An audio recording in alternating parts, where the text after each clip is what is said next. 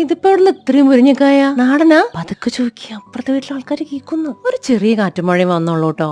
അപ്പത്തിനും അപ്പുറത്തെ വീട്ടിലെ മുരിങ്ങ മരത്തിന്റെ ആ മുരിങ്ങക്കായുള്ള കൊമ്പ് നമ്മുടെ വീട്ടിലേക്ക് അങ്ങോട്ട് പൊട്ടിച്ചാടി.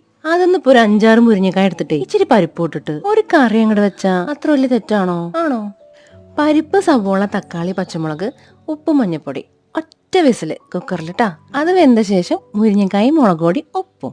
എന്നിട്ടേ വിസിലടിക്കണോ വേണ്ടയോന്ന് കുക്കർ ആലോചിക്കാൻ തുടങ്ങുമ്പോ തന്നെ ഓഫ് ചെയ്യണം കേട്ടാ. പിന്നെ നാളികേരത്തിലേ 2 ചെറിയുള്ളി, 1 വെളുത്തുള്ളി, ഇച്ചിരി ഉപ്പൂട്ടോ, പിന്നെ കുറച്ച് കടുക്, കറിവേപ്പില, ചുവന്നമുളക് താളിക്കാൻ. പിന്നെ ഇങ്ങോട്ട് ഒഴിക്കാം, അങ്ങോട്ട് ഒഴിക്കാം, എവിടെയെങ്കിലും ഒഴിച്ചോളോ.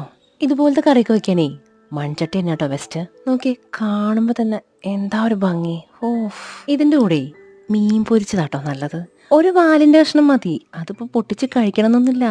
ഇതുപോലെ വെച്ചിട്ടേ പകുതി ചോറ് കഴിയണവരെ മീൻ നോക്കി നോക്കി അങ്ങോട്ട് കഴിക്കാം. അല്ലേ മീൻ തികയില്ല.